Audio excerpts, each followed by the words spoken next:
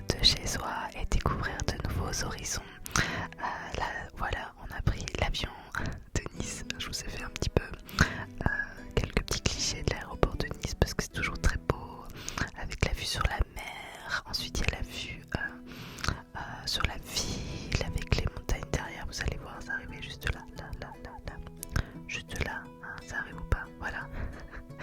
Donc, je crois que c'est considéré comme une des plus belles vues pour atterrir et pour décoller d'ailleurs au monde. Et c'était plutôt pas mal. Bon, quand on est arrivé à Porto, parce que oui, je vous ai pas donné la destination, on est parti à Porto, il faisait un petit peu plus gris, mais on va pas se plaindre, on a eu quand même un temps assez correct, on a eu du crachin pour le premier jour. Le deuxième jour c'était nuageux. Le troisième jour, le jour de mon anniversaire, oui, parce qu'on est parti pour mon anniversaire, il faisait beau. Et le jour de notre départ, un peu tout, il y a eu la pluie, du soleil et des nuages. Donc voilà, on est parti avec du Airbnb, on part toujours en Airbnb, je trouve que c'est beaucoup plus pratique. C'était du coup notre location en plein cœur du vieux Porto, ce qui permet de tout faire à pied et puis d'avoir chacun notre espace, les parents leur chambre et puis le fiston aussi sa chambre. Ça c'était notre chambre d'ailleurs aux parents. Et notre fils, il avait une chambre aussi, vous allez la voir. Donc là, c'était le salon. Voilà, c'était vraiment sympathique. On était au dernier étage sans ascenseur, mais ça va. Enfin, je dis ça va, c'est pas moi qui ai porté la valise, c'est papa écureuil. D'ailleurs, il faut savoir que à Porto, parlons de la valise, les rues sont pavées et il y a beaucoup de dénivelé. Ça monte, ça descend, ça monte, ça descend, ça monte, ça descend, ça monte, ça descend sans cesse. Donc déjà, il faut être... si vous savez, parce que je pense par exemple ma maman, je la voyais pas du tout faire cette marche. Si vous avez des difficultés à marcher, oubliez Porto. Mais voilà, du coup, le jour où on est arrivé avec notre valise qui avait des roulettes, elle est repartie sans roulettes forcément parce que monter et descendre avec une rue pavée, c'est pas bon pour les roulettes. Donc bye bye la valise. Bon, c'est comme ça. Bref, nous sommes allés du coup pour mes 40 ans, et oui j'ai 40 ans, fêter cela tous les trois à Porto. Alors ouais, parce que quand on change de dizaine on a envie de marquer un petit peu le coup. Et puis c'est vrai que à chaque fois qu'on change de dizaine après, ça fait pas trop plaisir. Après vous avez regardé le McDo comme il est beau, on n'a pas mangé au McDo, on n'est pas là-bas pour manger du McDo. C'était juste pour montrer comme la façade elle était trop choupinette. Donc c'est vrai que après ouais, les dizaines elles sont moins rigolotes à passer, donc c'est plus sympa quand on le marque de façon voilà, avec un voyage par exemple c'est cool. Donc c'était vraiment sympa, on a vraiment apprécié d'être tous les trois ensemble. Donc puis moi j'adore voyager, j'adore le Portugal, on est allé plusieurs fois, on a fait plusieurs fois Lisbonne, on a fait comment ça s'appelle, Cascais, si je le prononce bien. On a fait voilà tout le sud. C'est vraiment une destination qu'on aime beaucoup et on n'avait jamais fait Porto, donc c'est vrai qu'on a de la chance avec EasyJet de pouvoir partir à des prix raisonnables. Donc on a pu partir 3 jours, 3 nuits, donc 4 jours là-bas, tous les trois, donc c'était cool. Bon, on a eu de la chance parce qu'en fait il y avait les grèves et donc du coup j'avais peur parce que je me disais que EasyJet c'était pas forcément les vols qui allaient être conservés, coucou. Mais en fait je me suis trompée. Bon, il y avait des quelques vols EasyJet supprimés mais sans plus. C'est surtout les Paris-Orly, chez nous il n'y en avait aucun, mais tous étaient supprimés. Et puis il y avait aussi par exemple Paris, tout ce qui était Rome, Munich, qu'est-ce que j'avais, Londres aussi, tout ça c'était supprimé. Donc voilà, trop de chance, Porto. Bon, par contre tous les vols qui étaient maintenus avaient 2 heures de retard, mais bon, ils ont décollé, donc tout va bien. Donc voilà, je vous montre un petit peu les paysages, et quand même 28 minutes de vlog, donc j'ai de quoi dire, j'ai de quoi parler. Donc voilà, Sandman, le Porto bien sûr, Porto c'est connu pour le Porto. Ce qui est rigolo supposé qu'on dit le Porto, mais en fait c'est dans la ville de Gaïa qu'il y a toutes les caves de Porto. Donc on devrait appeler ça le Gaïa et non pas le Porto, si on était un petit peu logique. Vous verrez un petit peu plus tard dans la vidéo. On a été d'ailleurs faire une visite chez Sandman. C'était sympa comme tout. Notre fils a voulu manger une petite glace. Moi j'avais mangé pastis de nata avec un petit verre de Porto. Attention, la consommation d'alcool, il ne faut pas en abuser. Et voilà, puis il y avait un petit marché, un petit hall comme ça à Gaïa. On a été faire un petit tour. Ah, les carreaux, les oh je sais jamais, les azurelos, si tu dis bien azurelos, oh je sais jamais le dire. Typique du Portugal. Voilà, là du coup on était de retour de l'autre côté. C'est vrai, il y a le Douro, là c'est le cours d'eau, et d'un côté c'est Porto et l'autre côté c'est Gaïa. Là on est du côté Porto. J'espère que vous entendez pas trop les voisins claquer leurs portes, mais là comme je suis en plein vlog c'est un petit peu compliqué de couper. Voilà, c'était vraiment sympa là, et je crois que peu de temps après, sur cette journée là, j'ai arrêté de filmer parce qu'il a dû pleuvoir. Mais on a passé un très bon moment. On a beaucoup marché, c'est-à-dire qu'on a dû marcher entre 45 et 50 km sur notre séjour. Donc je trouve quand même bon, nous on est des adultes, mais notre fils il a 7 ans, donc pour un enfant de 7 ans avec des dénivelés assez importants, c'est assez fou. Il marche plutôt pas mal. Le fado, on n'a pas été faire les soirées fado le soir. Déjà on avait tellement marché qu'on était cuitos le soir. Bon, on allait manger le soir, mais après on rentrait, on avait qu'une hâte, c'était d'aller se coucher pour être en forme pour le lendemain. J'avoue que quand je suis rentrée à Nice, j'étais cuite. Là c'est la gare de Porto. D'ailleurs je fais un coucou à Isabelle. Isabelle, c'est Maman ASMR. Si vous ne connaissez pas cette chaîne, elle est absolument géniale. Elle est portugaise et elle a un accent, elle parle français, donc ses vidéos sont en français à part quelques-unes qu'elle fait en portugais. C'est la maman de Agora ASMR. Elle m'avait dit d'aller voir la gare et en effet elle est vraiment toute chouchou avec ses carreaux sur les murs. Et c'est bête parce qu'en fait elle était au Portugal quand nous y étions, mais on n'a pas eu le temps. Enfin, je l'aurais bien contactée, mais elle était dans sa famille et moi on est resté pas trop longtemps. Là je coupe 2 secondes. Là le plat qu'on vient de voir passer juste avant, là pendant que je discutais, c'est une spécialité de là-bas. Je ne me rappelle plus du tout comment ça s'appelle, franceses, je sais pas quoi, je me rappelle plus. C'est pas bon. c'est pas bon du tout. Pourtant honnêtement on mange super bien au Portugal. Moi je me suis toujours régalée, mais alors cette spécialité j'adhère pas. Pourtant j'en ai pris 2 fois, mais ce que je me suis dit, bah peut-être que c'est le premier endroit où j'ai mal géré ou je sais pas quoi, c'était un truc à touriste. Alors c'est une espèce de croque-monsieur. Sinon à l'intérieur il y a plein de viandes différentes. C'est un fourre-tout de viande dans un croque-monsieur avec un fromage bidon et qui trempe dans une espèce de sauce. Vous voyez, si vous voyez la poutine un peu canadienne, bah voilà, une espèce de sauce comme ça avec des frites.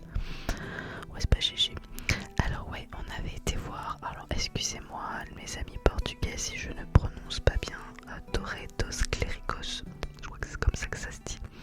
Donc c'est une tour où il y a à l'intérieur aussi une chapelle, une église, je sais pas, magnifique. Et ensuite on monte pour aller voir la jolie vue. Donc vous allez la voir, la jolie vue, voilà la jolie vue. Donc c'était une visite que j'ai fortement appréciée pour voir la vue, et dommage, il faisait pas beau parce que je pense qu'on fait cette sortie un jour où le ciel est dégagé, ça doit être juste la folie. Par contre, je sais pas, vous avez dû sûrement avoir ce sentiment de temps en temps quand vous êtes en vacances, en voyage et que vous êtes au milieu de plein de touristes où vous avez juste envie de vous dire je vais en prendre un pour taper l'autre. Non, c'est pas gentil, je sais, mais sérieusement, le respect ça s'apprend les gars, ça s'apprend, c'est la base de la vie en société. Si tout le monde était respectueux,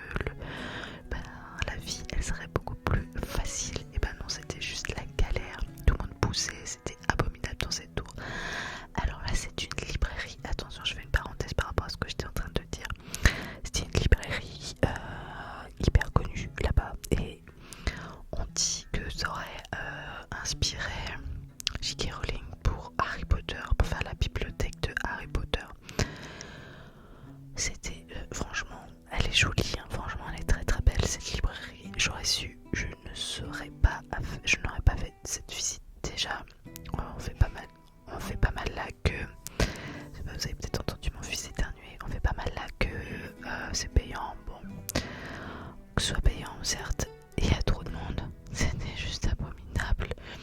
Et moi franchement il y a un moment où trop de monde pour voir juste une jolie bibliothèque payée, tout ça, et puis les gens ils poussent, ils en ont rien à faire, ils te poussent parce qu'ils ont envie de se mettre à tel endroit pour faire un selfie pour les réseaux sociaux. Je me dis mais excuse-moi, est-ce qu'on peut faire un petit peu quelque chose de respectueux, qu'on s'en fout d'avoir ta belle photo pour Instagram? Est-ce que tu es obligé de pousser tout le monde et d'être irrespectueux?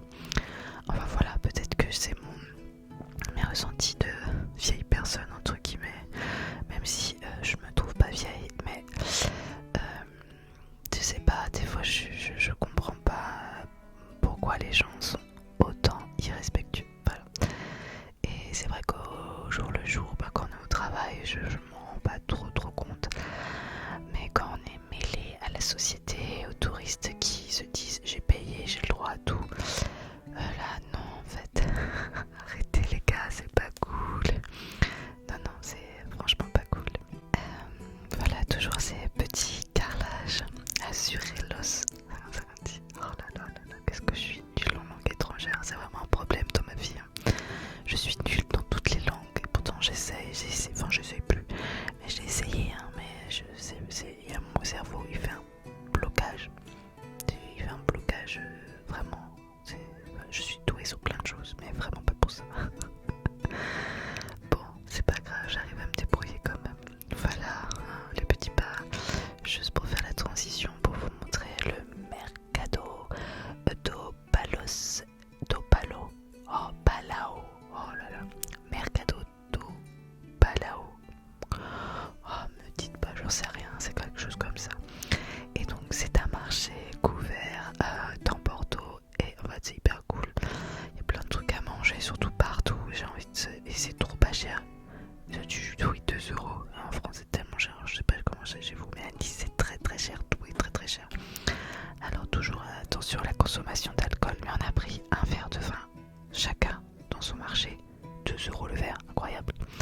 Là, on voit de la fumée. J'ai cru qu'il y avait un incendie. J'étais un petit peu baptisée. Je me suis dit, mais les gens n'ont pas l'air paniqués. Et en fait, non. Je me suis rendu compte après que c'était quelqu'un qui faisait des marrons. Donc, rien à voir. Donc là, c'est la grande rue avec toutes les boutiques, les pastéis, mon gâteau préféré, mon dessert préféré au monde entier. Mais qu'est-ce que c'est bon! Alors, ceux qui ne connaissent pas, c'est une espèce de petit dessert, comme un petit flan aux œufs, mais avec un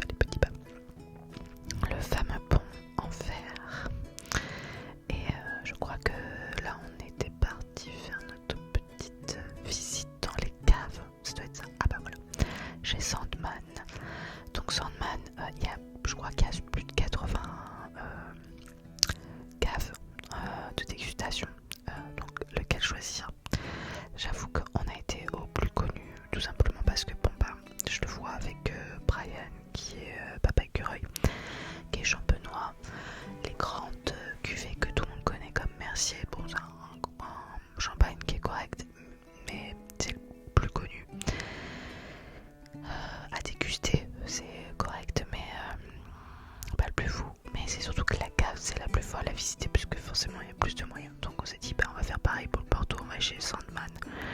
C'est rigolo parce qu'on connaît l'histoire de Sandman, parce que forcément ils nous ont expliqué un petit peu. C'est un écossais, donc voilà, qui s'est implanté mais il y a 200 ans. Et puis après ça s'est terminé forcément pour une dégustation de Porto. La consommation d'alcool, je le précise toujours, est à faire avec modération. Voilà, attention à votre petite santé. D'ailleurs, ce qu'il faut savoir, ouais, il faut le savoir quand vous allez à Bordeaux. J'ai trouvé que le Bordeaux était une arnaque monumentale, c'est-à-dire que oui, il y a des Bordeaux que vous ne trouverez pas en France, super bon, super vieux, super dévu, je sais pas quoi. Mais par exemple, pour les palais pas avertis, c'est-à-dire la plupart des gens vont se tourner vers des Bordeaux comme on a l'habitude d'en boire en fait en France, quoi, les Sandman, les Bordeaux Cruz et tout ça.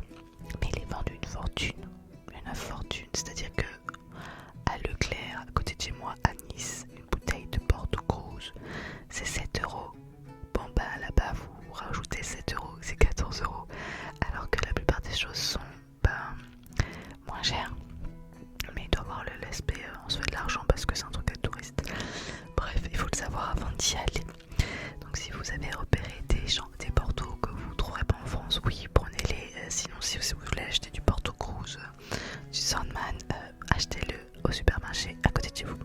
Donc là, on a été visiter la cathédrale, mais c'était trop choupiné. J'ai adoré, c'était trop beau. Donc voilà, je pense que ça se voit naturellement, c'est trop beau. Je suis toujours... en fait, c'est ce mariage entre la bière et les azurélos. Oh là là, que je suis nulle en langue. Azurélos. Ouais, quelque chose comme ça. Et ben, je trouve que c'est trop charmant. Pareil, il y avait une vue incroyable. Incroyable la vue. Alors oui, tiens, j'étais en train de penser à ça. Un truc qui m'a marqué aussi à Bordeaux, c'est le nombre de chanteurs dans les rues. Alors je sais pas si ils passent de genre de casting. Je sais qu'à Nice, à Paris par exemple, c'est pareil pour le métro ou les chanteurs de rue à Nice. N'importe qui peut pas aller chanter, doit être un peu validé par la ville pour avoir une autorisation pour aller chanter dehors. Je pense que ça doit être un peu pareil parce qu'en fait ils chantaient tous très bien et ils avaient tous leur emplacement à des heures précises, donc comme s'ils avaient une espèce de contrat, je pense, pour dire toi c'est à tel endroit, à telle heure, voilà. Et ce qui était drôle, c'est que je sais pas vous comment ça se passe dans vos villes, mais enfin j'ai jamais vu ça à Nice en tout cas. Ça c'est un monastère, quoi. On pouvait pas le visiter, mais on y est allé pour voir la vue. C'est du côté de Gaïa. Bon, là c'était la petite parenthèse. Donc qu'est-ce que j'allais dire, les chanteurs de rue, ils ont tous un micro, donc on les entend bien, c'est-à-dire que on les entend bien mais sans que ce soit trop fort, que ce soit embêtant. Vous voyez, en fait ils se marchaient pas du tout dessus. Je sais pas, j'ai une espèce de vision de la fête de la musique où par exemple c'est un peu du n'importe quoi dans les rues des fois, où il y a un chanteur à côté, il y a un autre chanteur à côté, c'est un autre chanteur, mais en fait tout le monde chante en même temps avec des micros, puis en fait on n'entend personne. C'était pas le cas au Portugal. À Bordeaux, ils ont chacun leur emplacement, pourtant ils sont pas si éloignés les uns des autres, mais voilà, ils ont leur petit micro, leur petite guitare, ils chantent. Vous pouvez rester, les écouter, marcher 2-3 pas plus tard et hop, vous entendez une autre ambiance, une autre musique. Et en fait, c'est cool, en fait, c'était mignon, ça faisait un petit peu comme une ambiance musicale. Alors oui, on a fait les téléphériques, pareil, bon, le truc à touristes, c'était assez cher en plus, pour, on va dire, vraiment, grosso modo, 5 grosses minutes de descente. Mais voilà, c'était un petit peu le petit kiff de descendre et de voir la belle vue, toujours pareil, la vue incroyable. Bon, ce jour-là, il faisait un petit peu plus beau, je sais plus, non, c'est pas le jour où il y a un jour où il avait un peu plus beau, c'est le lendemain, je crois, et c'était un jour un peu grisouillé, mais ça passe encore. Avec le pont dont je vous parlais tout à l'heure. Non, si, c'est ça, c'est le jour où il faisait un petit peu plus beau, ouais, un peu plus beau, j'ai pas dit que c'était foufou non plus. Donc là, vous voyez